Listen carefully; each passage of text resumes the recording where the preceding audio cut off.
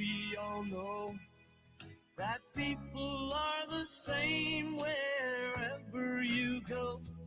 There is good and bad in everyone. And we learn to live, we learn to give each other what we need to survive. Together alive, ebony and ivory live together in perfect harmony, side by side on my piano keyboard. Oh Lord, why don't we?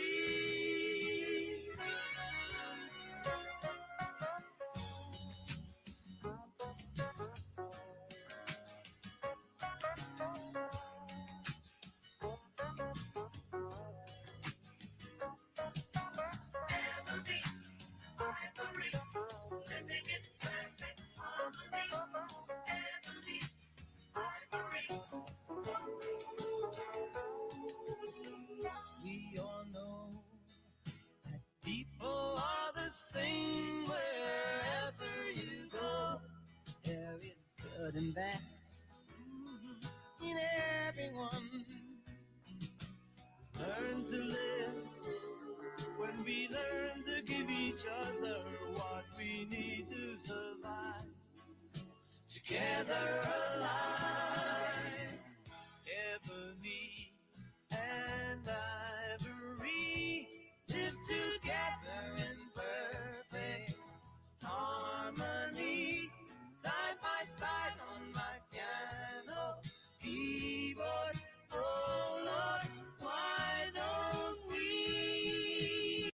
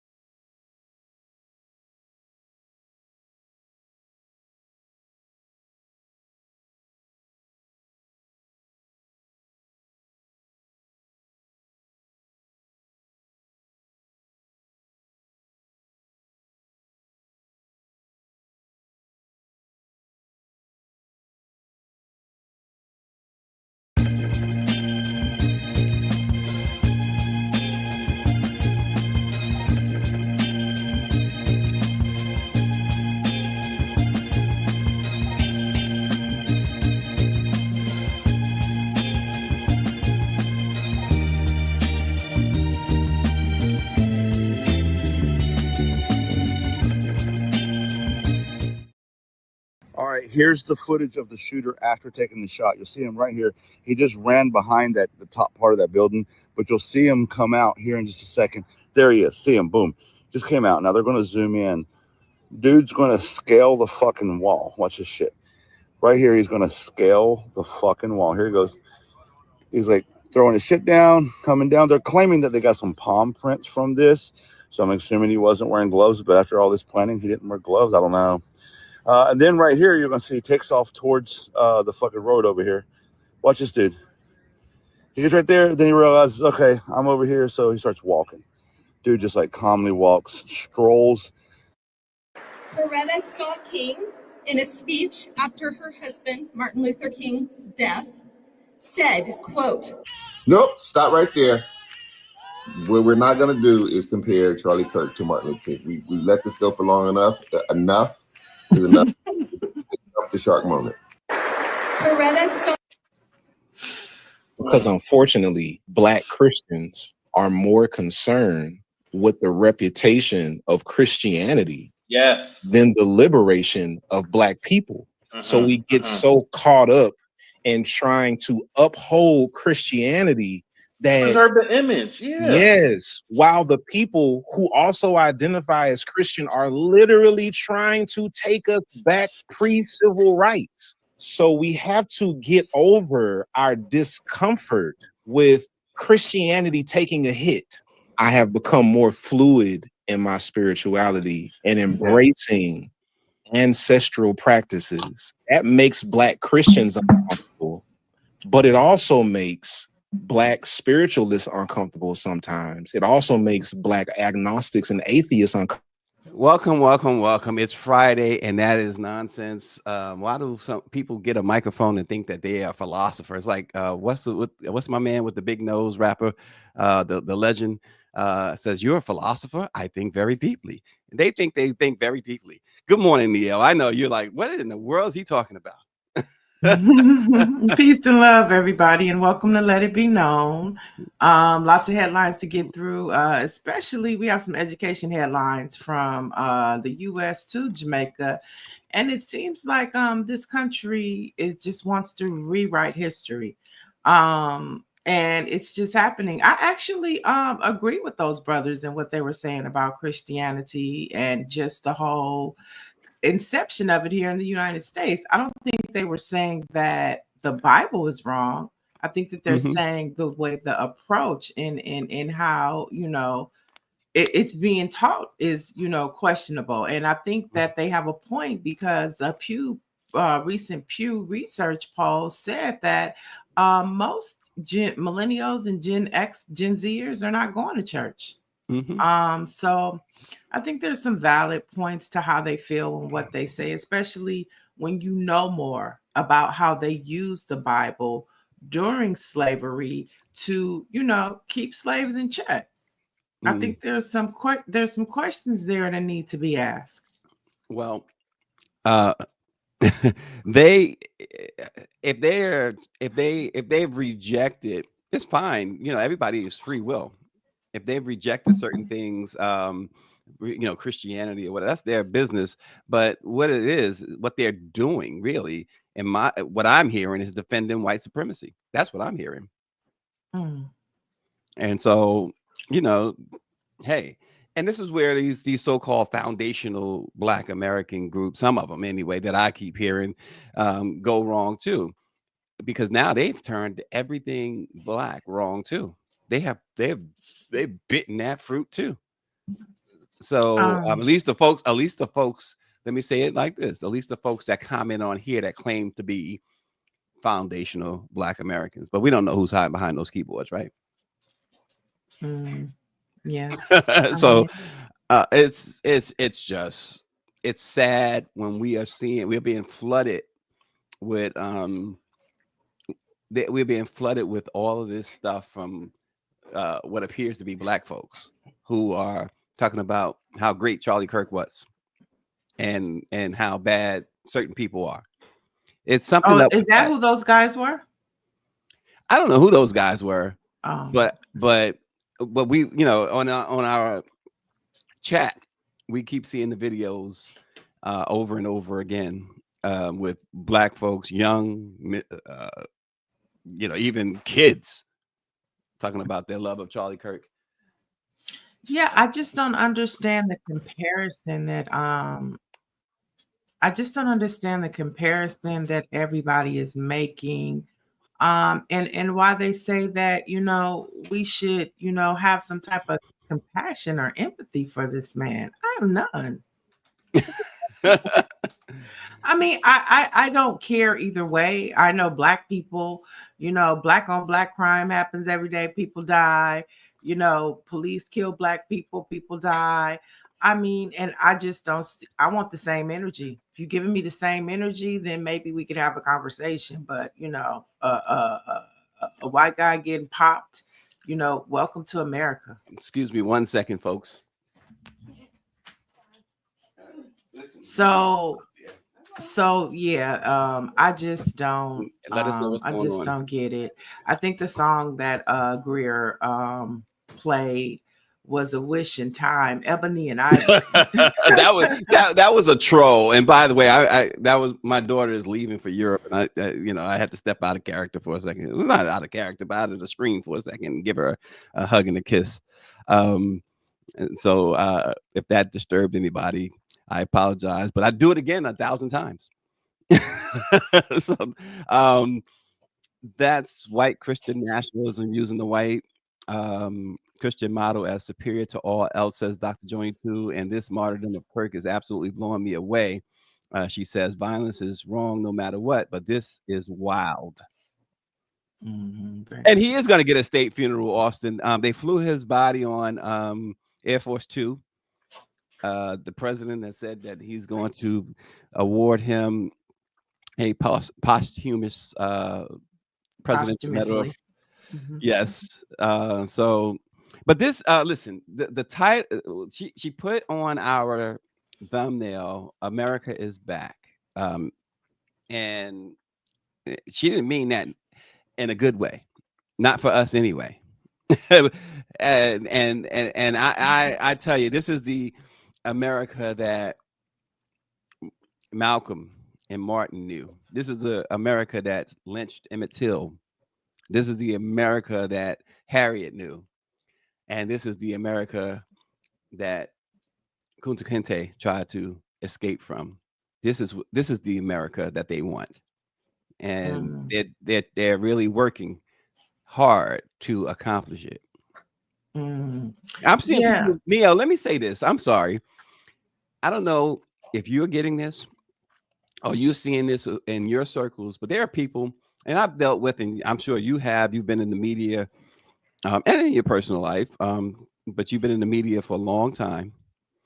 And I've met and worked with and worked around and knew so many people, white folks and black folks, but I'm seeing posts by them. Some of them I'm not overly surprised, but some of them you're like, I see you. They're showing their true colors, is what I'm saying. I mean, in what regard? With this Charlie Kirk stuff. Oh, because they have empathy for him? No, it's one thing for empathy, but this other thing about going along with the talking points of, Trump and his clan, going along with all of that, going along with Charlie Kirk did nothing wrong. Charlie Kirk said nothing wrong. Oh, I didn't know who Charlie Kirk was from a can of paint before yesterday, okay? Or when he was shot and killed. But I'll tell you what, after I learned about him, I mean, I was like, back in the day, he would have been a slave catcher or a massa, so I without question, he would have been. He would have been a Klansman. He would have been chasing us in the pickup trucks. He probably was the one that would be organizing the Klan, and send them off to go lynch this person and that person. That's the Charlie Kirk that I was introduced to. So I just don't understand where all this, freedom of speech and, we should be able to have debate and have, fair discourse. And But he was the main one. He lived by his motto. He said that some people had to die to protect the rights of the Second Amendment. Well, guess what? There goes your martyr. Now, somebody brought up the point, which I think is good. If Democrats were smart, they would bring up the Charlie Kirk gun reform bill and drop it on the floor. Oh, and absolutely. let the Republicans vote against their martyr. Oh, who brought that up? Applause, applause, applause. Let's see if they can move fast enough to drop it like it's hot by Monday. Okay, let's drop that Charlie Kirk gun reform bill. Oh, Niele, that is 1000% fantastic idea. Oh my gosh. Let's see if they do that. Okay, there's a breaking news from USA Today. Charlie Kirk's shooting suspect has been brought into custody. President Trump says the attacker is accused of killing the Trump ally at a Utah college. So we're just seeing now that the shooter is now. I'm going to say allegedly, right? Because Kash Patel, as we talked about yesterday, jumped the gun immediately, said they had the suspect. So, but right now, apparently USA Today is reporting that the suspect, the person that allegedly shot Charlie Kirk, is in custody. And you can best believe that somebody's going to, whoever they have and whoever they decide did the shooting is going to be killed. I just, I just can't understand it. I feel like I'm living in an altered reality, and, we were talking about Black history, and it was like, okay, they got it wrong. Like we know about Columbus Day, like so many things about the history that we were taught as baby boomers, Gen Xers was inaccurate. Then you had the 1619 Project that was telling the true history of America. And now you have the white Klan saying, we're going to erase all of it. Mm-hmm. And we're just going to tell it a different way. You know what I'm saying? I'm so confused about this America that we live in right now. Listen, as I said, my daughter's headed to Europe. I'm hoping she finds me a place over there somewhere. That would be nice. It would be very nice, real nice. One day after Charlie Kirk was shot and killed on the college campus in Utah, several HBCUs, including Alabama State, Hampton, and Virginia State, were forced into lockdown after terroristic threats. Students were told to shelter in place. Classes were canceled. Campuses was frozen by fear. The timing is chilling, and the targeting of Black institutions raises deeper questions about safety, hate, and who is truly being protected in America. The HBCUs are being threatened, and there's no outrage.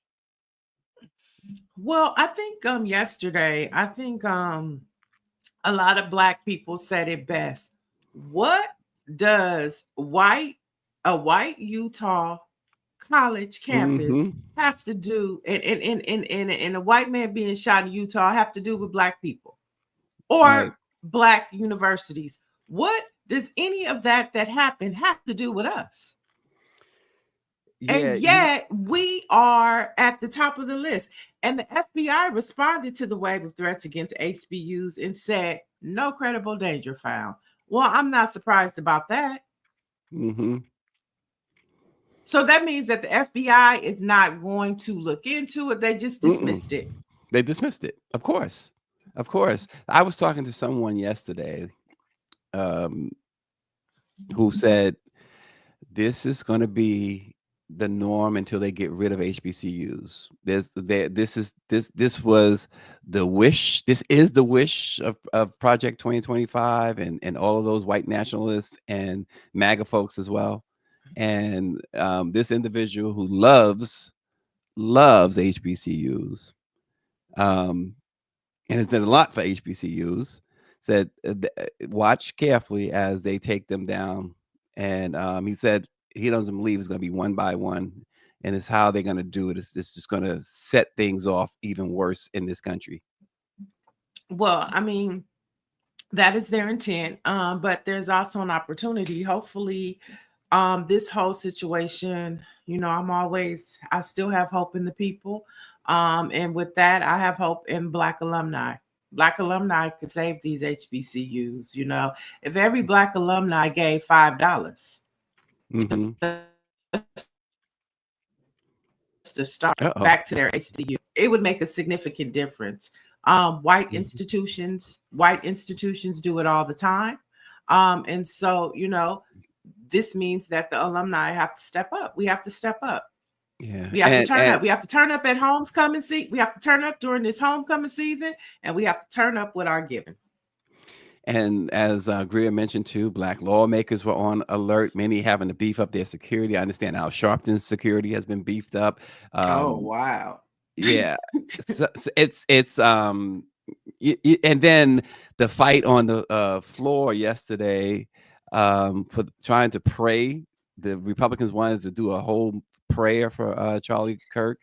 Of course, the president was at Yankee Stadium right after the day after they posted their tribute. The Yankees posted this huge tribute to Charlie Kirk. There's a lot going on. A whole lot going on. They're trying to normalize this guy.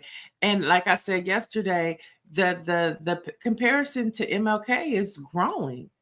And I'm just like, where is the Hennessy? I can't. Hennessy criminals, by the way. I can't. I just can't. I'm still processing the way they are handling this situation, and I'm trying to figure out where they really trying to go with this.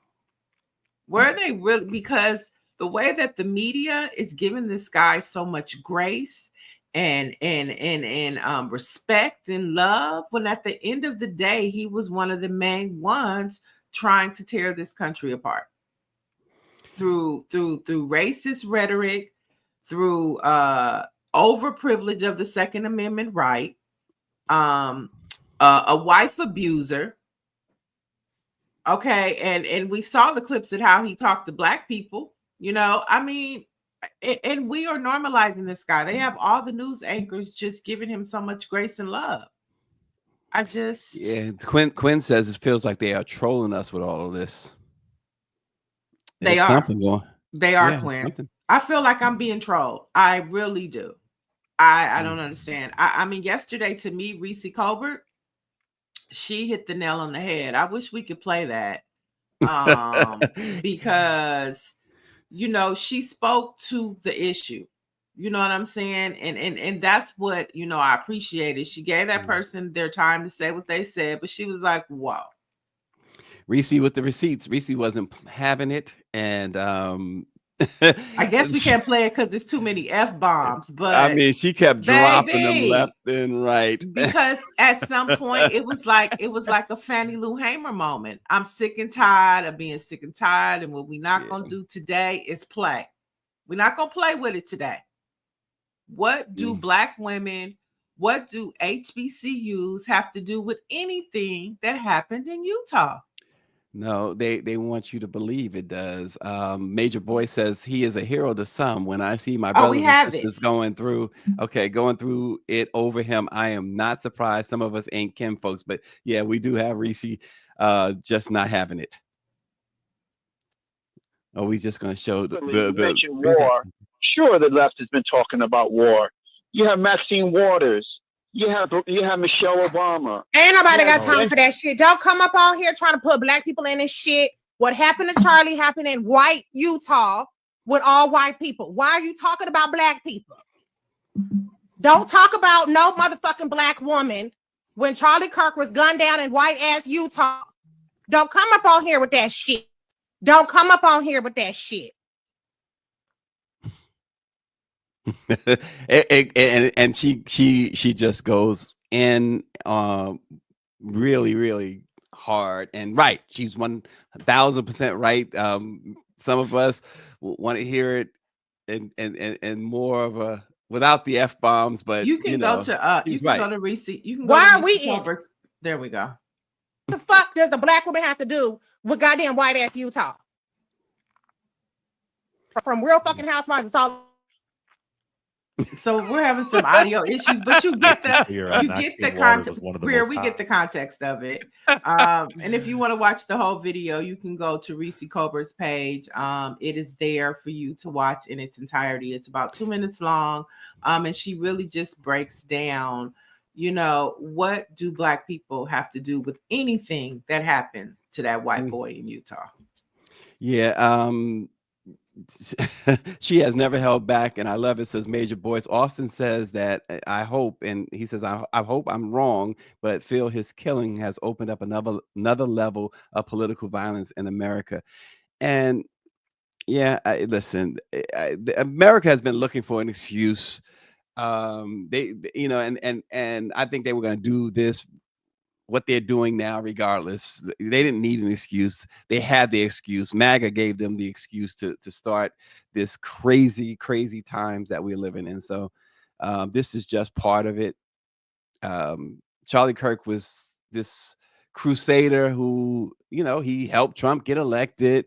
He, you know, he gave these college tours. He didn't he didn't respect women or Black people. He called Black women dumb, pretty much. You know, and it was a broad brush. He wasn't talking about one or two. That's how he felt. If he had his way, as you said earlier, we'd be, you know, in shackles with somebody carrying whips behind us and the cotton fields ahead of us.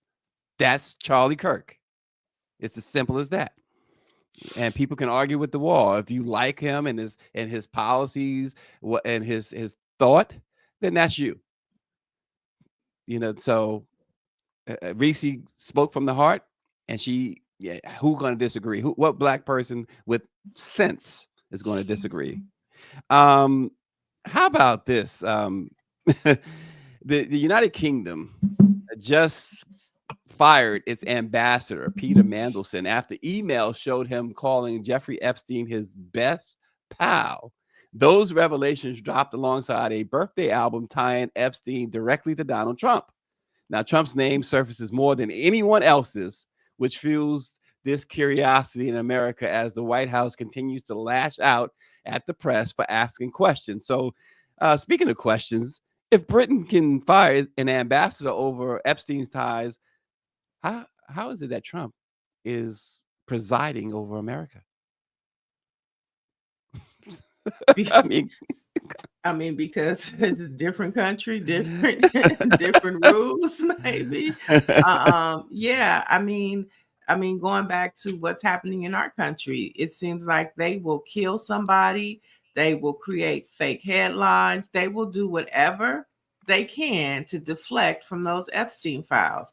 And I believe the Senate voted again just this week not to release those files. It was like a very close vote, but you know, they held the line. The Republicans held the line of releasing the entirety of the files. And so, but here's the thing. It's not going to go away. There's enough white people in this country that want those files released to where it's not going to go away for Donald Trump.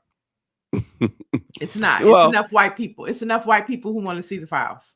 Well, because he, you know, when he campaigned, that was one of the things that he talked about himself, right? Releasing those files. And now his base, who really believe and still believe that you're going to find some, you know, big name Democrats and folks that they don't like, you know, deeply involved with Epstein, when really the only big Democrat that's probably going to be, if it ever comes out the way it's supposed to come out, the whole truth, it'll be Bill Clinton. I think it's more than Bill Clinton.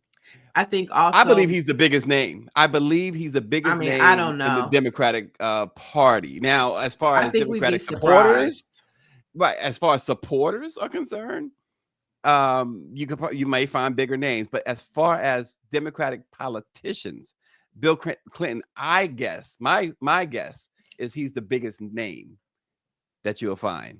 You're not going to find Barack Obama in there, and I think that's what they really want. But you're not going to find him. I don't think Barack Obama even knew this guy. There's no evidence to suggest that he did. Like Yeah. us, he knew of him like everybody else. But I mean, until today, I don't think Barack Obama's name has ever been brought up. That's what I'm saying. But I think the crazies on the other side really, and they're really hoping and really, pressing and thinking that, oh, he's got to be on the list or whatever. They would love for it anyway. I've never even heard him say that. You can best believe that's what their hope is. That was what Trump's hope was for sure when he was running. Well, I don't think that was his hope because Trump was there and Trump knows who was there. So Trump probably knows better than anybody else that Barack Obama wasn't there because he was there. Now, tell you who I will think is in those files, Melania Trump. You're going to find her in them files a lot, for whatever reasons. And so I think that there are a lot of people in those files, but the primary one that doesn't want to be known is Donald Trump, because if he wasn't in those files, he wouldn't have any problems with letting Bill Clinton or whoever else was in those files out.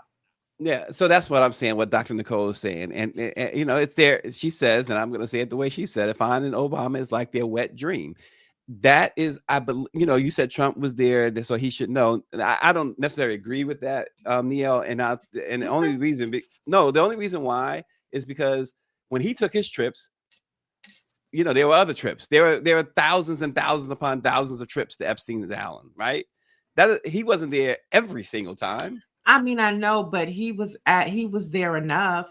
Like when you think of and you see all of the correspondence besides like that prince over in England when the Queen cut her son off, Trump was one of like top 3 best buds within the network. And so he knew what was going on. There were conversations. I'm not saying he had to be there to have a conversation with Epstein for Epstein to say, guess who was at the house last night?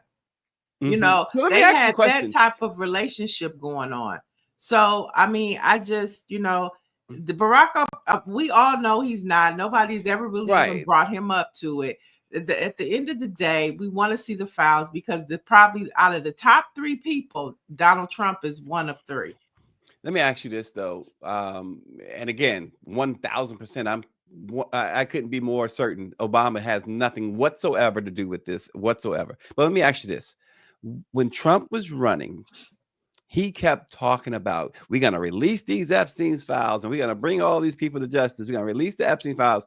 Why do you think he kept saying that? Because he wanted to win. And we know that he's a liar. But do you think that, I believe he believes that there are certain foes in that file, in those files, for him to have continually said that. You don't think he felt like, you don't believe that he thought that others' names would be more prominent than his in there? I don't know. Okay. I was just curious. It's going to be interesting because, like you said, they're not going to let up. And that's the thing Trump didn't count on. That's the one thing he did not count on. Yeah. His base not letting up. Yeah, and see, that's all we need. Let them keep pushing for them Epstein. Let Marjorie Taylor keep leading that charge. Finally, there's a charge. We can agree. Yeah, we can agree. Girl, go ahead. Move that needle. Dr. Joni says he thinks he's above and beyond anyone holding him accountable for anything. But you're right. Marjorie Taylor Greene. Let her go do it. A narcissist only thinks about himself, Greer says. That's true. Yeah, that's very, very true. And speaking of, Dr. Nicole says he said it just to win, thinking and knowing it would never actually happen. Okay, that makes sense. Yeah, like you're saying, it makes sense. And Major Boy says, I believe that it's more than meets the eye. It always is with white folks. She says as she sips. Speaking of press freedoms, folks, we have the ability to put this on and go, and you have the ability to go to BlackPressUSA and other Black owned newspapers the Hispanic Press Association, etc. But press freedoms has sunk to its lowest point in 50 years, with more than half of the world's countries backsliding since 2019. 43 nations have seen declines, but here in America, the warning signs have flashed red as Donald Trump has cozied up to media owners and has purchased the silence, or has really lawsuited the silence out of folks like CBS and NBC and others, and so many others, Fox News, etc. And so you have the vast majority of journalists in mainstream media too afraid to report the truth. So what happens, Niele, as the press collapses? I mean, you got to, hopefully it'll open up an opportunity for Black Press USA for people to know where the truth is at and where it's being delivered. Because I think that at this point in time, the Black press is so viable because they've always had to tell the truth under pressure. They've always had to tell the truth when their lives were on the line. You know what I mean? And so I think this is a perfect opportunity for Black owned media to really step up to the plate and do what this Trump administration media is failing to do, and that is tell the truth. Because if you looked at the news for the past 48 hours, the way that they are portraying that white boy, it is just a disservice to journalists, to media, and to the American people, because the way they are portraying him is not truth. And what they're doing is portraying that white America is back, and that they're going to take us back to a time to where, people of color are at their mercy, because that's what this guy wanted, for people of color to be at the white man's mercy. Yeah, again, I've said this a million times. I think it's so vital that folks support the black press and Black owned media, and I think it's really important that Black folks support it, and because somebody said to me, a couple of people, Russell Simmons was one of those people who said that the problem with media, most media, is that they have to some extent bow to their advertisers. They have to bow to the people who are paying the bills, pretty much, right? And with Black media, it's hard for us to get the sponsors and the advertising that white media gets, right? So if we get a conglomerate of Black folks to continue to support us, then we can continue. It'll be easier for us to continue to always speak truth to power and not be afraid, because we don't have to worry about somebody, not being like, a corporate America, somebody in corporate America. Oh, you can't, I don't want that next to my ad, or I don't, stuff like that. And so it's important, I think, that Black folks continue to support the Black press and Black owned media. Yeah, I think though, like I said, we're at a time now where it might go back to that, because people are going to be looking for truth, right? When we think about the Chicago Defender and the importance that it had when the people was leaving slavery and wanting to go up north, and that was the paper that was on the train, and that's how Black folks got their news. We're getting back to that faster than probably we anticipated. Because, if you leave it up to what's happening right now in the media, that white guy is going to be a hero in comparison to Dr. King. They might go to DC and build a monument just like that next to Dr. King at the way that they're going. Let me tell you something. Yeah. Oh, go ahead. You're right. No. So I'm just saying, I think that this is a good opportunity for the Black press and Black media at large, to be able to fill a space, not even going out of our way to do it because we've always done it, but because there's a need. And God has a funny way of working things out. And as we know in church, they say he works in mysterious ways. And so now, as long as we continue to do what we've been doing for 198 to 199 years, we're just as important, just as viable. Yeah, Mike V says they are stress testing the democratic system on whether or not it can move to a more neo-apartheid system like Jim Crow. He's 100% right. And I Yeah. love what Southbound 3000 wrote. He says, I'm beginning to really ask, do we as blacks love someone's foot on our neck, darn near dead, before we decide to respond? Mm. I think Mhm. that is a very, very fair question to ask. It's unfortunate, but you're damn near true. You know what Right, I'm saying? It's right, right. unfortunate, but you know. Yep. Dr. Jones says he was speaking truth. He also has said violence isn't the answer, but like January 6th, when you foment violence, hate speech, those actions aren't far behind. He was fired less than a day later. I guess he's talking about the NBC guy here. So I Mm. must have missed the beginning of that conversation. Oh yeah, she did say they fired the analyst. Right, exactly. And we keep, and I talk about this a lot, getting out of here. Well, perhaps you got to really look into where you might go, because Canada uh, is showing the same signs that we have here, especially when it comes to black folks. This diabolical setup, framing, and then acquittal of an African doctor has really sparked some concerns. He was targeted by white patients because he's African. Dr. Olu Bambad. I can't, if I said your name wrong, doctor, I apologize. But he was falsely accused after rejecting a white woman's advances, even as evidence showed her manipulations.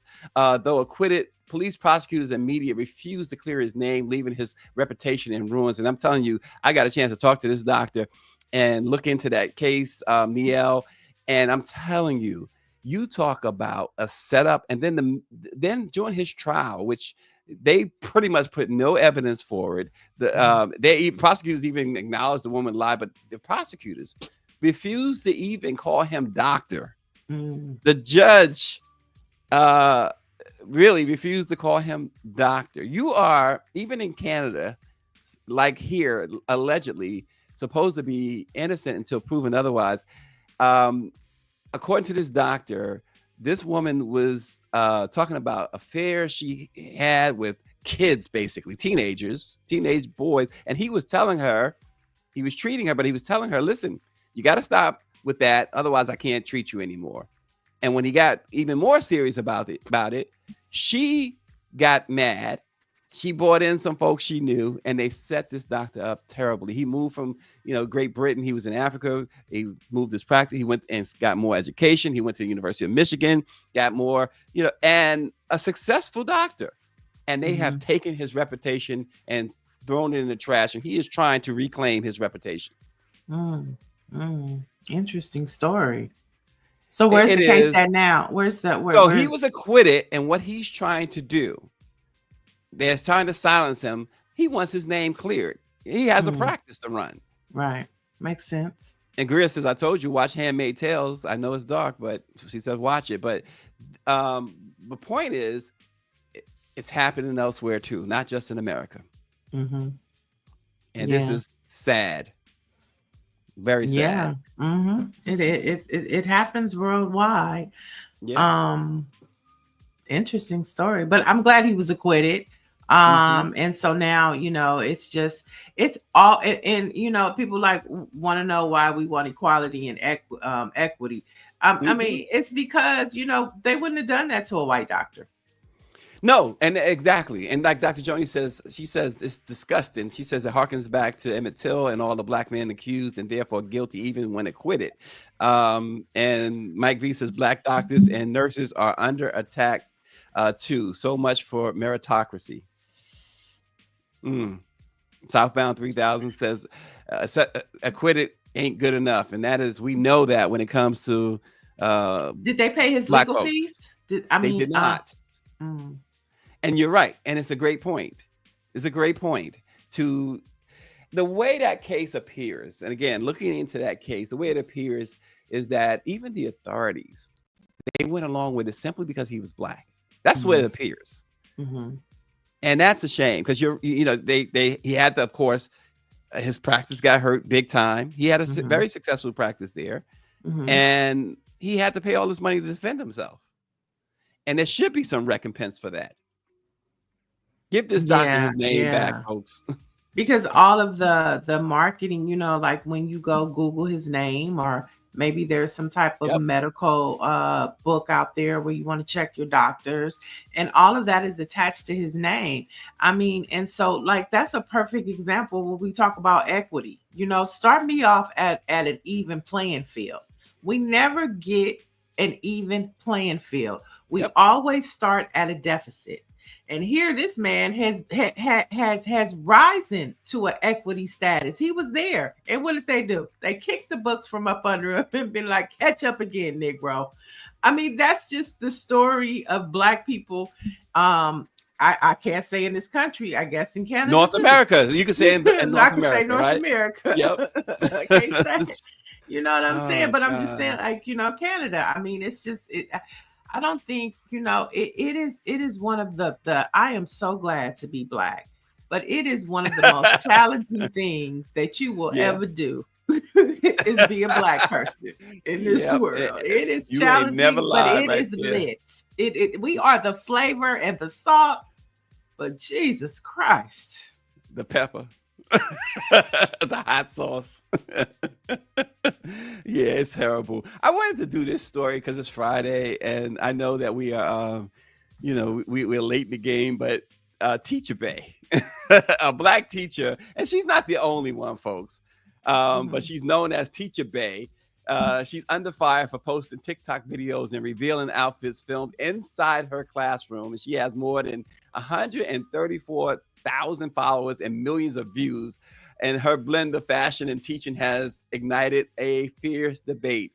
As I said, she's not the only one. So, Niele, are schools turning into runways, and should teachers be allowed to dress like influencers in front of their students? Well, I think that we're definitely treading into a space where teachers may need a dress code. She just said that plainly. Yeah, I think we are. You know, they may need a dress code. Like, you know, club attire is not okay. You know, and there's pencil skirts, and then there's pencil skirts. Okay. And you know, I mean, you know, but what I mean, I'm gonna say this again. I put it back to the people. It's the parents. The parents need to start showing up to the school board meetings. You know, to the school PTA meetings.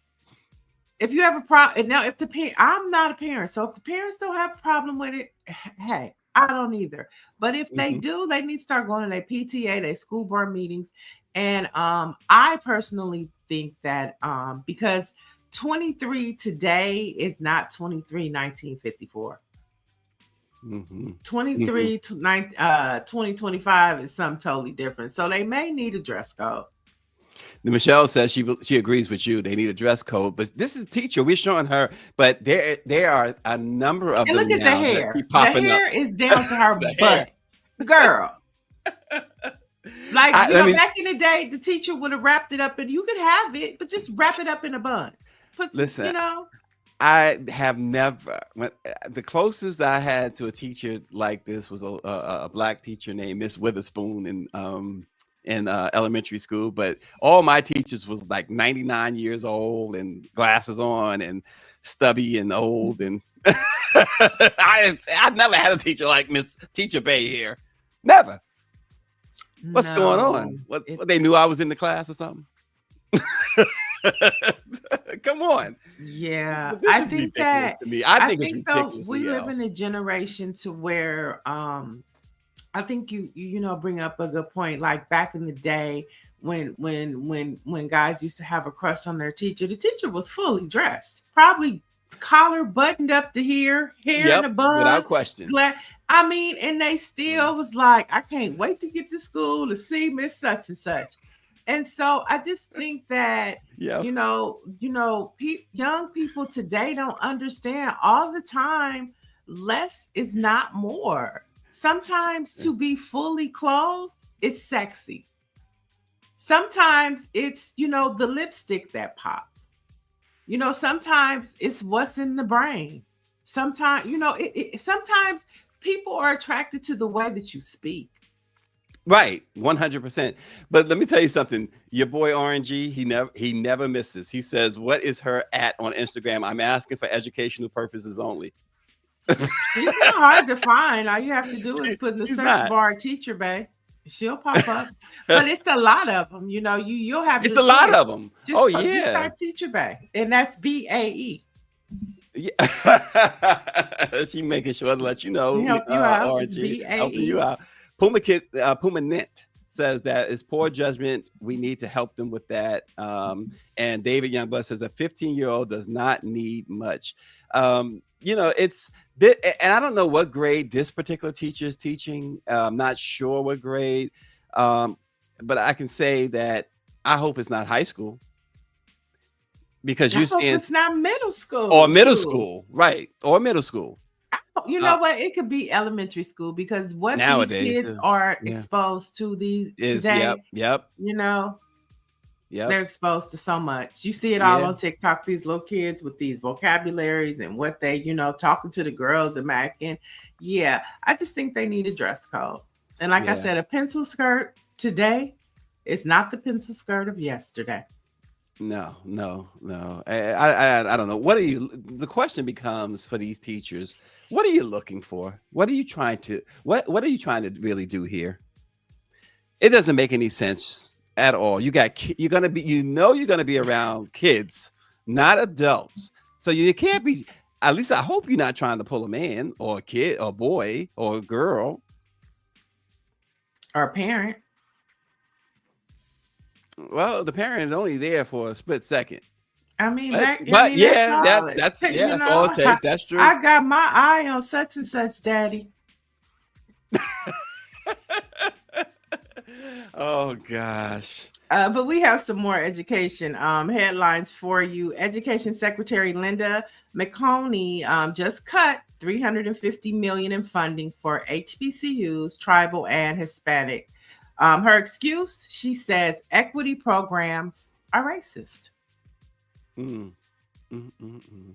So, you know, talking about, you know, equity is racist, y'all. What's her education level? WWE wrestling. There you and go. probably Nepo baby, you know, probably family money. Without question. Goodness grief. You know, and so, you know, there you have it. We're talking about HBCUs being around and we're talking about funding.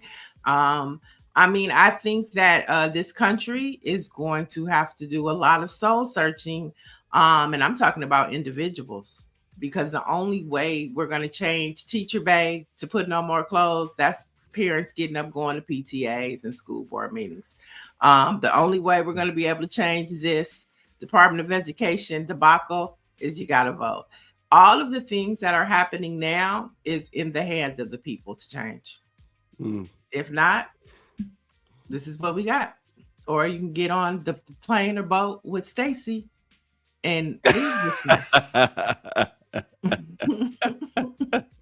Oh gosh. Now let's head over to the Caribbean, where a school in Jamaica is catching headlines after sending letters to parents and posting on their social handle a message to students that read, "Please be advised that wearing edges are baby hair, y'all, is now officially banned on campus."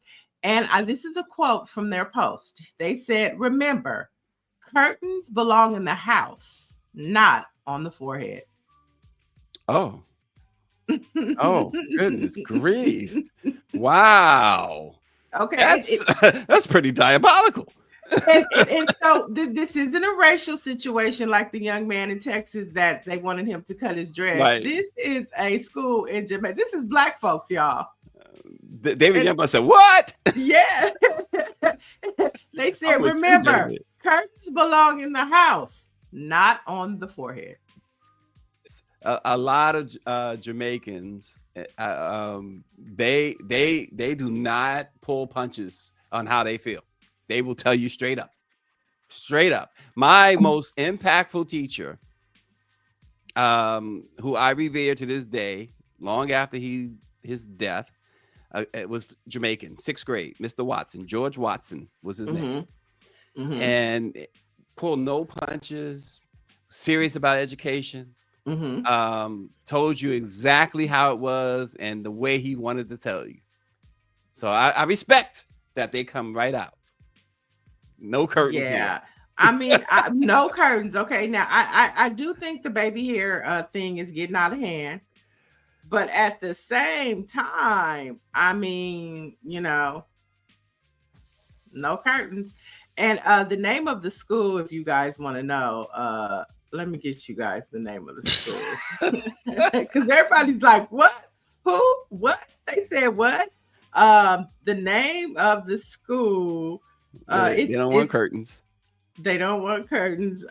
So it's a high school. Presented to you by Andrews Girls for Andrews Girls. Road to established in September 21, 1925. So it's the St. Andrew High School for girls. Okay. So they're teaching them etiquette. You know, they're teaching them, you know, how to act. And they're saying, you know, that no, you can't wear them edges. Get out of here with that. You can't pull the curtains down, Nancy Wall said. They said, let's keep our looks neat and school ready.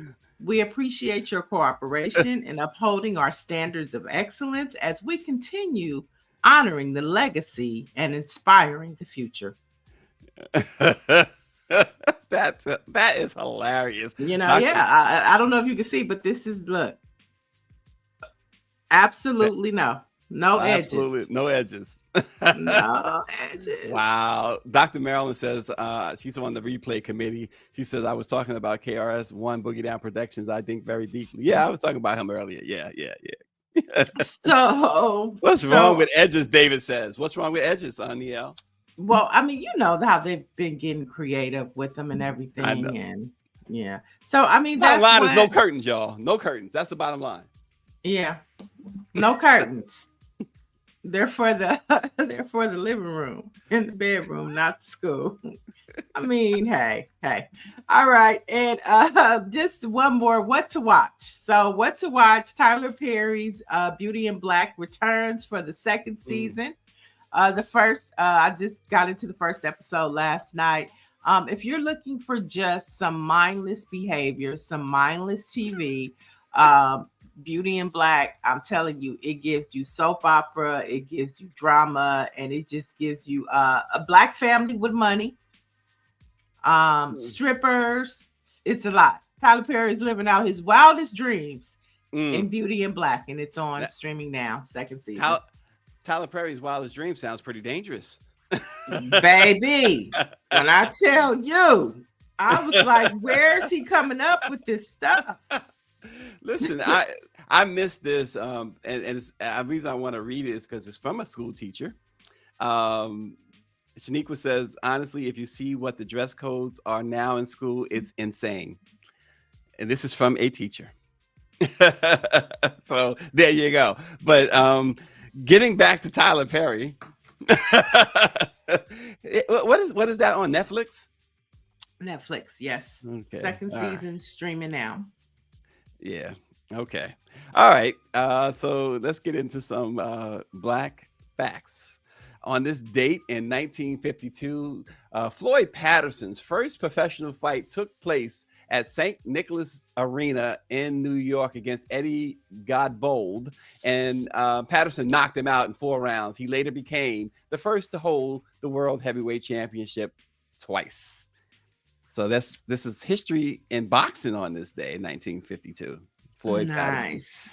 Nice. And in a somber moment, it's not today, but it's tomorrow. But pioneer rapper Tupac Shakur died from his wounds, which will be tomorrow, September 13th in 1996. He was shot on September 7th in Las Vegas 4 times at a fight. So to say, I think it was the Mike Tyson fight. Mike Tyson. He was shot. And so tomorrow, September 13th, will be the day that he would have passed away. You know, I didn't think he was going to die, Niele. I remember so well when he was shot, and I said he's not going to die. Yeah, it was a tragic time for hip hop. But the thing about Tupac, which we don't have too many rappers like him today, is that what's happening today, there are videos that surface on social media that speak to the times. And you just don't have rappers anymore that have, such compassion for the community, such, lyrics that speak to what's happening for people of color that resonate today. I don't see that. You think of what's happening with Young Thug and these tapes, and I mean, it's just hip hop is a mess It's today. a mess. Yeah. But to rappers like Tupac and Public Enemy, Ice Cube, I mean, the things that they spoke about still resonate today. Yeah. It's a shame too. And I remember it was a Friday. It was a Friday the 13th Right. when he passed. Was it Friday night? Yeah, probably right. But I tell you, I really, like I said, I really thought when he was shot, and I know they said it was bad. I was like, he ain't dying. He, because it was something about that guy, the toughness, just the resilience. Because he, it wasn't the first time he was shot, and he just seemed like a different type of dude. Yeah, well, he was one of the only few people that shot at the police and didn't do no time.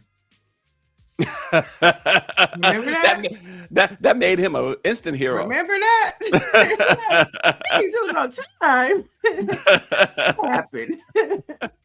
Oh man, listen, our Black-owned newspaper of the day is the Atlanta Daily World. The Atlanta Daily World was founded as the Weekly Atlanta World on August 5th, 1928 by W.A. Scott II, becoming the first successful daily Black newspaper in the United States. It provides news and features focused on the African-American community in Atlanta, and it maintains a daily online presence that champions the concerns and achievements of Black Americans and advocates for social justice. That is the historic Atlanta Daily World.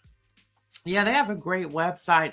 And before we go, Orange G brought up a good point. Please watch each other's back this weekend and check on your people at all HBCUs. We are entering homecoming season for HBCUs.